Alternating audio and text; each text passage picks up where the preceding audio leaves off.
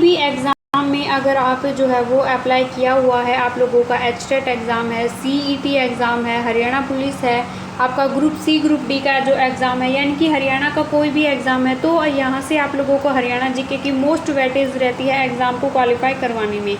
तो उसका एक मोस्ट फेवरेट टॉपिक रहता है आपका हरियाणा के ज़िले। तो इसको हम डिस्कस करने वाले हैं। आई होप आप लोगों को टॉपिक पसंद आएगा, काफ़ी अच्छा है। इंपॉर्टेंट जो क्वेश्चन कैसे बनते हैं, कैसे जो है एक टॉपिक से इंपॉर्टेंट क्वेश्चन हम कवर करते हैं, जो एग्ज़ाम पॉइंट ऑफ व्यू से आपको 100% देखने को मिलते हैं।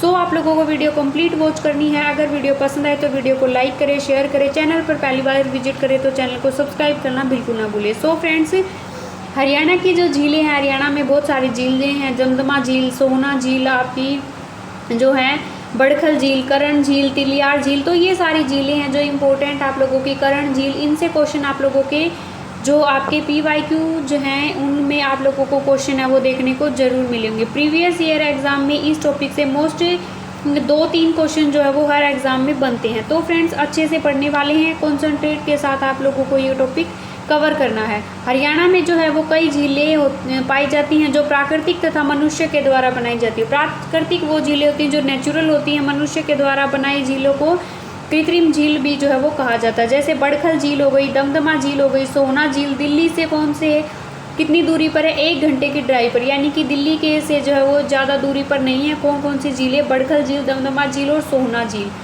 अधिकांश जो झीलों के शांत पानी में एलंगर्स का स्वर्ग है, यानी कि यहाँ नौका विहार की भी जो सुविधा है यहाँ देखने को मिलती है। हरियाणा की जो झीलें होती हैं, तो सबसे पहले उसमें हम इम्पोर्टेंट जो झील है हमारी उसको कवर कर लेते हैं। दमदमा झील स्टार लगाकर जो है आप लोगों को याद करनी है। 100% क्वेश्चन में बनेगा कि हरियाणा की जो दमदमा झील है फ्रेंड्स, वो कौन से पानी की जो है वो मीठे पानी की झील जिसको कहा जाता है। यानी कि दमदमा झील कहाँ है, आपकी गुरुग्राम रोहतक के अंदर आप लोगों को देखने को मिलती है। जो आप लोगों की सोहना, गुरुग्राम से 8 किलोमीटर की दूरी पर जो है ये स्थित आप लोगों की जो झील है। तो आप लोगों को याद रखनी है। दमदमा झील का कुल क्षेत्रफल कितना है, 3000 एकड़ पर, यानी कि 12.14 किलोमीटर इसका जो है वो कुल क्षेत्रफल है। कुल एकड़ इतने क्षेत्रफल पर जो है ये दमदमा झील आपकी फैली हुई है। मोस्ट इंपॉर्टेंट नेक्स्ट है, कई बार क्वेश्चन बना है, झील के बीच में ड्रीम आइलैंड एडवेंचर रिजॉर्ट जो है वो बना हुआ है। तो आप लोगों को याद रखना है कौन सी झील के अंदर जो है वो ड्रीम आइलैंड एडवेंचर रिजॉर्ट है वो बना हुआ है। तो दमदमा झील के अंदर ये आपको लोगों को देखने को मिलेगा।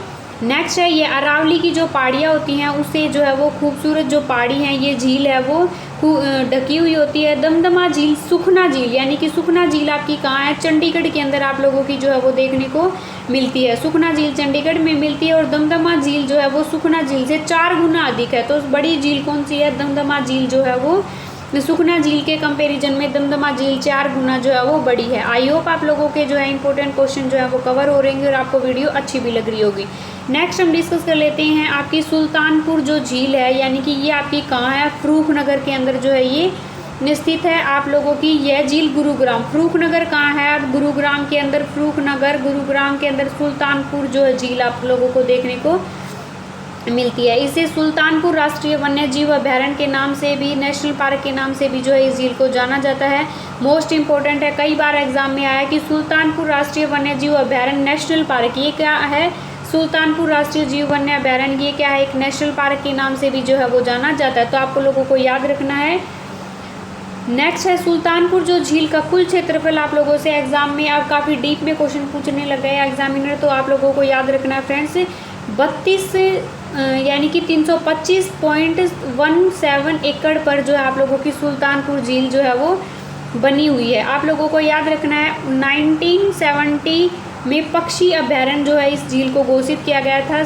सुल्तानपुर राष्ट्रीय वन्य जीव अभ्यारण्य को पहले 1970 में जो है वो पक्षी अभ्यारण्य, यानी कि पक्षियों के लिए एक सेफ जगह जहाँ पर उनकी प्रजाति को जो है वो सेव किया जा सकता है, उनकी स्पीसीज को जो नष्ट होने से बचाया जा सकता है, तो इसके लिए पक्षी अभ्यारण्य राष्ट्रीय जो है वो घोषित किया गया। बाद में आपका इम्पोर्टेंट है फ्रेंड्स, 1989 में जो है इसे रिजर्व एक नेशनल राष्ट्रीय उद्यान के रूप में क्या कर दिया, अपग्रेड जो है इसको किया गया। कब किया गया, 1989 के अंदर जो है इसको अपग्रेड किया गया। नेक्स्ट है ये झील प्रति वर्ष यानी कि 100 से ज़्यादा प्रजातियों के प्रवासी जो है वो यहाँ पर पक्षी आते हैं और सर्दियों के मौसम में जो है ये आते हैं और जो है आप लोगों के बाद में जो है वो ये चले जाते हैं। पक्षी लद्दाख और साइबेरिया से आते हैं। अगर पूछ लिया जाए कि कहाँ पर जो है वो आते हैं पक्षी, तो लद्दाख और साइबेरिया से आते हैं, जो ऊंची ऊंची उड़ान जो है वो आसमान में भरते हैं। एग्जाम में कई बार ये क्वेश्चन बना कि कब जो है वो कौन से मौसम में जो है ये प्रजातियाँ आप लोगों की प्रवासी पक्षी जो आते हैं तो वो कब आते हैं, सर्दियों के टाइम में। यानी कि आप लोगों को याद रखना है बारे हेड़ी जो गंजे नामक जो है पक्षी आते हैं कहाँ से, साइबेरिया और लद्दाख से ये पक्षी आप लोगों के आते हैं सुल्तानपुर राष्ट्रीय वन्यजीव अभयारण्य के अंदर। नेक्स्ट है बसई झील, काफ़ी इंपॉर्टेंट है, रेयर आप लोगों को पढ़ने को मिलती है लेकिन एग्जाम पॉइंट ऑफ व्यू से काफ़ी इंपॉर्टेंट है। यह मूल रूप से आर्द्र भूमि जो है, यानी कि वो बसई आर्द्र भूमि के नाम से भी जिसको जो जाना जाता है। आर्द्र भूमि कौन सी होती है, यानी कि जिस भूमि के अंदर नमी देखने को मिलती है, तो वो क्या होती है आपकी बसई आर्द्र भूमि के नाम से जाना जाता है। और यह कहाँ स्थित है, आपकी गुरुग्राम के अंदर जो है ये झील देखने को मिलती है। और कृष्णावती और पुरुषोवती नदी या जो है वो दोनों जो है बसई झील के अंदर जो आकर मिलती हैं। आप लोगों को याद रखना बसई झील जो कहाँ है और जो है ये कौन सी झील इसके अंदर आकर मिलती है। तो एग्जाम पॉइंट ऑफ व्यू से ये इंपॉर्टेंट हमें सारी चीज़ें पढ़नी है। नेक्स्ट है खलीलपुर झील का जो है उसके बारे में पढ़ लेते हैं। खलीलपुर झील जो है वो पटौदी तहसील के अंतर्गत आती है। और खलीलपुर झील जो है वो ग्रीष्म ऋतु यानी कि गर्मियों के में अक्सर जो है वो क्या हो जाती है, सूख जाती है खलीलपुर झील। इस झील का विस्तार है आपको 607 हेक्टेयर के अंदर जो है ये झील आपकी फैली हुई है। नेक्स्ट है भीमकुंड झील, आप लोगों की भीमकुंड झील है वो कहाँ पर देखने को मिलती है। भीमकुंड झील ज़्यादातर आपकी झीलें हैं वो गुरुग्राम के अंदर आप लोगों को देखने को मिलती है। गुरुग्राम के भीमनगर में भीमकुंड हो गया, तो आपको नाम याद रखना है। भीमनगर के अंदर 10 एकड़ में जो है ये आप लोगों की झील है वो देखने को मिलेगी। पिचोखेड़ा जोहड़ गुरुग्राम में यह भीमकुंड के नाम से जाना जाता है। तो आप लोगों से पूछ लिया जाए कि पिचोखेड़ा जोहड़ है वो गुरुग्राम में किस अदर जो है वो नेम से जाना जाता है, तो भीमकुंड के नाम से भी उसे जाना जाता है। नेक्स्ट हम डिस्कस कर लेते हैं घाटा झील जो है वो कहाँ है और जो है ये कितने आप लोगों के एकड़ में फैली हुई है। तो जो आपकी घाटा झील है वो कहाँ आपकी गुरुग्राम के अंदर देखने को मिलती है। और सेक्टर आपका 58 के अंदर जो है ये स्थित है, घाटा झील आपकी देखने को मिलती है। मोस्ट इंपॉर्टेंट झील है, स्टार लगाकर याद कर लो। बड़खल झील से आप लोगों का क्वेश्चन ना बना हो एग्जाम में, आप लोगों का ऐसा जो है वो कोई एग्ज़ाम आप लोगों को नहीं मिलेगा। तो फरीदाबाद के अंदर बड़खल झील है वो आप लोगों की देखने को मिलती है। और यह झील की जो है आप लोगों की विशेषता क्या है कि ये मानव द्वारा निर्मित झील है, यानी कि ये नेचुरल झील के अंदर नहीं आती। बड़खल झील है मानव निर्मित झील है। मयूर झील इस झील के करीब है एक झील है, यानी कि इस झील के अंदर मयूर झील भी आप लोगों की पाई जाती है। और इसकी जो निर्माण सिंचाई परियोजना के अंतर्गत आपकी 1947 में जो है इसका निर्माण किया गया। बड़खल झील का मानव द्वारा निर्मित है, कृत्रिम झील इसको कहा जाता है। इसका जो मुख्य उद्देश्य है वो किस लिए बनाया गया था, भूमि के कटाव को रोकना था। और बड़खल झील बड़खल गांव में स्थित है और इस गांव का नाम है वो फारसी भाषा में लिखा गया। बड़खल झील का अर्थ है बिना किसी रुकावट के, यानी कि सिंचाई परियोजना के लिए जो है इसको बनाया गया, बिना किसी रुकावट के सिंचाई की जाए, तो इसलिए बड़खल झील का जो है वो निर्माण किया गया। बड़खल झील कहाँ है, बड़खल झील आपकी फरीदाबाद के अंदर आप लोगों को देखने को मिलती है और अरावली रेंज की पहाड़ियों से जो है वो घिरी हुई है। तो आप लोगों को याद रखना है अरावली रेंज की पहाड़ियों से घिरी हुई है। दमदमा झील और आपकी बड़खल झील जो है ये अरावली की पहाड़ियों से घिरी हुई है। नेक्स्ट है धोज झील। धोज झील कहाँ है आपकी, धोज झील भी आप लोगों की बड़खल झील की तरह ही फरीदाबाद में देखने को मिलती है। 20 किलोमीटर की दूरी पर जो है ये स्थित है आपकी फरीदाबाद से। नेक्स्ट है आपकी मयूर झील। नेक्स्ट है आपकी जो है वो मयूर झील कौन सी है, कहाँ पर आप लोगों की पाई जाती है, तो बड़खल झील के निकट ठीक आप लोगों की कौन सी है, मयूर झील आप लोगों को देखने को मिलती है। तो आपको याद रखना फ्रेंड्स। नेक्स्ट है अनंगपुर झील जो है वो आनंगपुर गांव के अंदर जो है ये स्थित है, ये झील अनंगपुर आप लोगों को याद रखनी है। नेक्स्ट है सूरजकुंड। सूरजकुंड सूर्य की जो झील जिसको कहा जाता है, यानी कि 10वीं शताब्दी में प्राचीन एक जलाशय था जो अनंगपुर बांध में 2 किलोमीटर दूरी पर स्थित था। अनंगपुर जो है वो झील अनांगपुर गांव के अंदर जो है स्थित है। सूरजकुंड का जो निर्माण है वो किस राजा ने करवाया था, कि तोमर वंश के राजा सूरजमल के द्वारा करवाया गया था। तोमर वंश के राजा सूरजमल के द्वारा सूरजकुंड झील का निर्माण करवाया गया था और अनंगपाल द्वितीय ने इसे बनवाया था। तो आप लोगों को याद रखना है सूरजकुंड का निर्माण तोमर वंश के राजा अनंगपाल के द्वारा बनवाया गया और अनंगपाल द्वितीय ने इस झील को जो है बनवाया था। सूरजकुंड सॉरी गाइस, हर साल सूरजकुंड अंतर्राष्ट्रीय शिल्प मेला लगता है और ये कब लगता है आपका फरवरी के महीने में जो है ये आपका सूरजकुंड का मेला आप लोगों को देखने को मिलता है। आर्ट एंड क्राफ्ट का जो है ये मेला होता है, आप लोगों को याद रखना है फ्रेंड्स। सूरजकुंड का जो मेला तोमर वंश के आप लोगों को ये याद रखना है, अनंगपाल तोमर के द्वारा जो है वो बनवाया गया था, द्वितीय के द्वारा। सूरजकुंड के पास जो है वो भट्टी वन्य जीव अभ्यारण्य आप लोगों को देखने को मिलता है, तो आप लोगों को ये याद रखना है फ्रेंड्स। सूर्य की झील भी जो है इसको कहा जाता है। अब हम देख लेते हैं नूह जिले के अंदर कौन कौन सी झील हैं आप लोगों की इम्पोर्टेंट है। तो कोटला झील जो है नूह जिले के अंदर काफ़ी फेमस झील है और नूह जिले से आप लोगों का जो झील से क्वेश्चन बना कि कोटला गांव के अंदर ये स्थित है। कोटला गांव आप लोगों का कहाँ है? नूह मेवात के अंदर। मेवात इसका प्राचीन नाम था, 2005 में इसका नाम जो है वो मेवात से बदलकर नूह कर दिया गया। तो नूह मेवात के अंदर आप लोगों की कोटला झील है और नूह जिले में स्थित कोटला झील का क्षेत्रफल अगर आप लोगों से पूछ लिया जाए तो 20 किलोमीटर की दूरी पर 20 किलोमीटर एकड़ में जो है ये झील आप लोगों की स्थित है। कोटला झील की लंबाई अगर पूछ ली जाए तो 5 किलोमीटर, चौड़ाई अगर पूछ ली जाए तो 4 किलोमीटर की चौड़ाई जो है वो कोटला झील की पाई जाती है।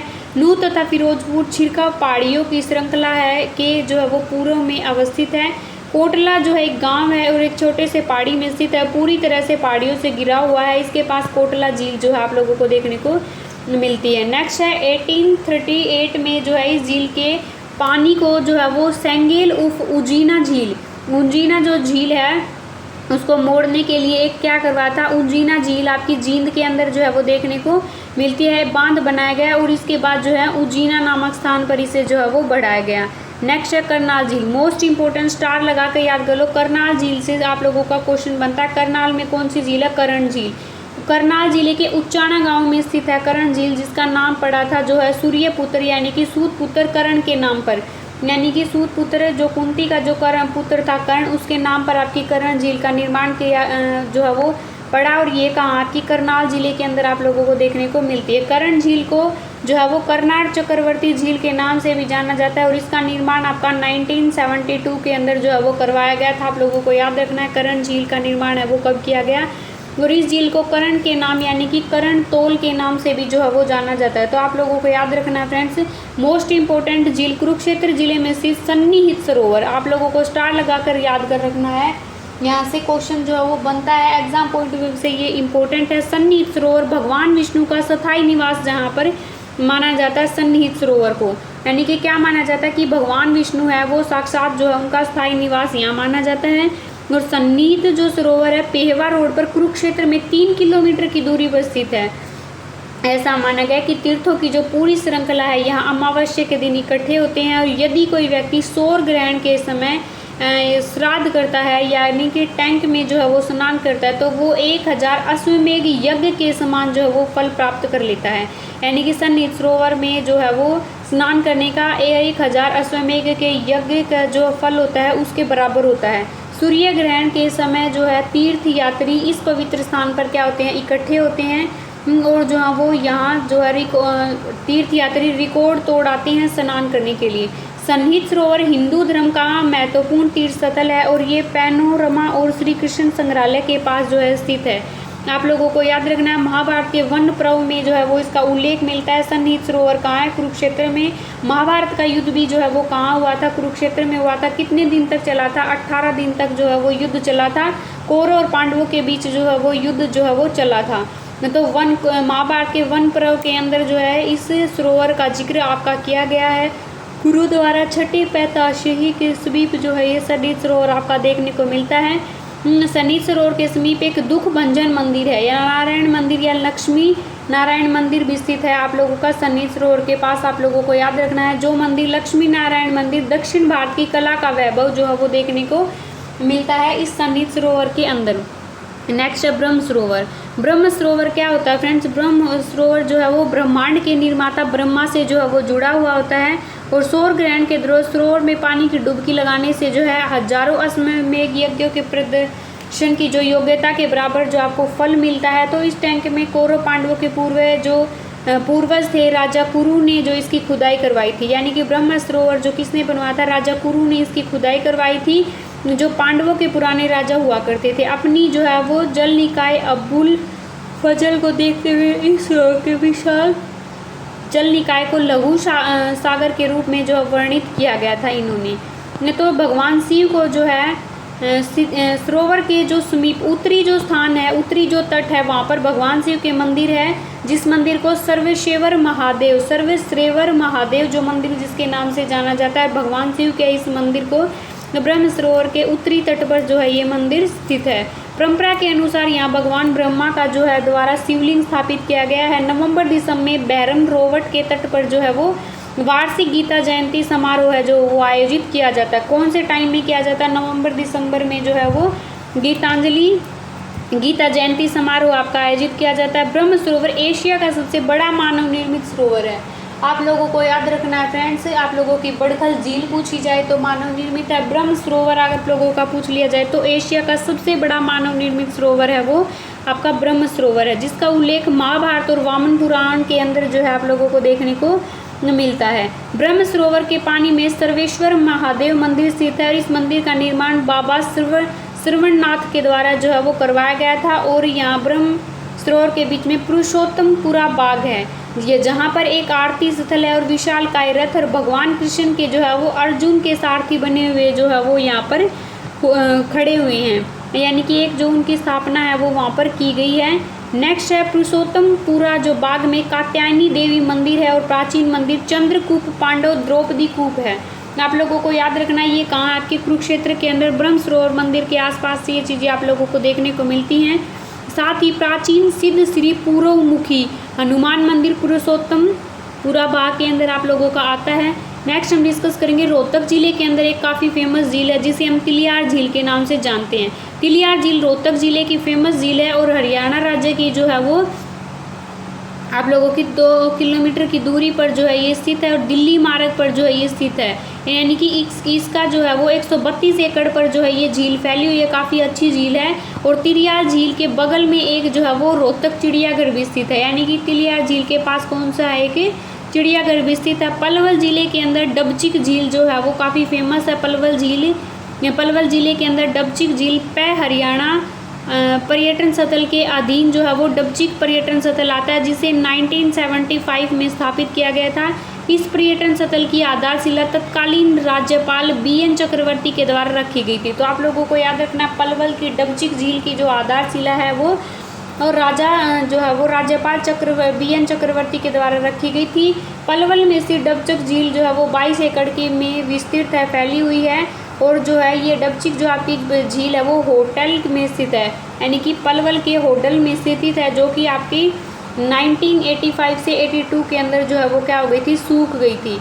नेक्स्ट इम्पोर्टेंट हम पंचकुला में जो इम्पोर्टेंट झील है जिसे हम टिक्करताल झील के नाम से जानते हैं, तो ये झील आपकी पंचकुला डिस्ट्रिक्ट के अंदर आप लोगों की हरियाणा के देखने को मिलती है। और पंचकुला के टिक्करताल में मोरनी हिल्स में ये जो आपकी झील है वो पाई जाती है। मोरनी हिल्स की पहाड़ियाँ जो हैं उनको पहाड़ियों की रानी कहा जाता है मोरनी हिल्स को। और जो है इसकी करो है जो सबसे ऊंची चोटी है उसको जो है समुद्र तल से उसकी ऊंचाई कितनी है, ये आपके लास्ट ईयर एचटेट के एग्जाम में भी ये क्वेश्चन पूछा गया था फ्रेंड्स कि 1514 मीटर इसकी जो है वो ऊंचाई पाई जाती है। तो आप लोगों को अच्छे से जो है वो याद रखनी है। नेक्स्ट टिक्करताल झील के पास एडवेंचर स्पोर्ट भी स्थित है, तो आप लोगों को याद रखना है। पलवल के अंदर ये आपकी झील है, पंचकुला के अंदर आपकी टिक्करताल झील है फ्रेंड्स। अब हम डिस्कस कर लेते हैं हिसार में स्थित है ब्लू बर्ड झील, काफ़ी फेमस झील है। ब्लू बर्ड झील जो है वो आसपास के वेटलैंड पार्क में जो है वो 52 एकड़ में फैले हुए है। और झील के अपनी जो है वो एकड़ कितनी है, 20 एकड़ में जो आप लोगों की ब्लू बर्ड झील है वो फैली हुई है। सत्वर जो है वो वाटिका हर्बल पार्क गांव धनुषा हिसार के अंदर हिरण पार्क इस झील के जो है वो पास स्थित है। हिरण पार्क आपका हिसार के अंदर है। नेक्स्ट है सत्वर वाटिका जो हर्बल पार्क है वो भी आपका ब्लू बर्ड झील के आसपास है हिसार के अंदर। नेक्स्ट है फतेहाबाद में झील है चिल्ली झील, आप लोगों की फतेहाबाद के अंदर चिल्ली झील है, जिसे आपका फतेहाबाद में चिल्ली झील में स्वर्ण जयंती हेरिटेज पार्क का जो है वो निर्माण किया गया है। तो आपको ये याद रखना है, एग्जाम पॉइंट ऑफ व्यू से ये चीज़ें इंपॉर्टेंट हैं। नेक्स्ट हम डिस्कस कर लेते हैं फ्रेंड्स, यमुनानगर में स्थित है जोहर हथनी कुंड। जो हरथ निकुंड का निर्माण है वो कब करवाया गया? 1966 में करवाया गया और प्रारंभ किया था। लेकिन ये बनकर तैयार कब हुआ? आपका 1999 के अंदर जो है आप लोगों का ये जो है बैराज हथनीकुंड जो है वो तैयार हुआ था बनकर। और इस कुंड की अगर आप लोगों से लंबाई पूछ ली जाए तो 360 मीटर इस कुंड की जो है वो लंबाई है। तो फ्रेंड्स ये आप लोगों को याद रखना। और भी हरियाणा की इम्पोर्टेंट झील हैं, जैसे सनहित सरोवर है, थानेसर है, कुरुक्षेत्र में जो है वो पवित्र जलाशय है, हथनीकुंड है वो ताजे वाला या यमुना नगर के अंदर, सुखना झील चंडीगढ़ में है, भिंडावास वन्य जीव अभ्यारण्य पूछ लिया जाए तो ये भिंडावास के झज्जर के अंदर है आप लोगों का। नेक्स्ट है आपका बसोलन झील अगर पूछ ली जाए तो पंचकुला के अंदर है, पिंजौर में। डाबर झील मुरथल सोनीपत के अंदर है। देहवली झील आपके मुरथल सोनीपत में है। डोहला झील आपकी पूछ ली जाए तो सोना गुरुग्राम के अंदर आप लोगों की ये झीलें पाई जाती। तो फ्रेंड्स ये हमने इम्पोर्टेंट जितनी भी झीलें हैं अपने हरियाणा राज्य की जो एग्जाम पॉइंट ऑफ व्यू से काफ़ी इंपॉर्टेंट है उनको हमने इस वीडियो में डिस्कस किया। आई होप आप लोगों को वीडियो काफ़ी पसंद आई हो।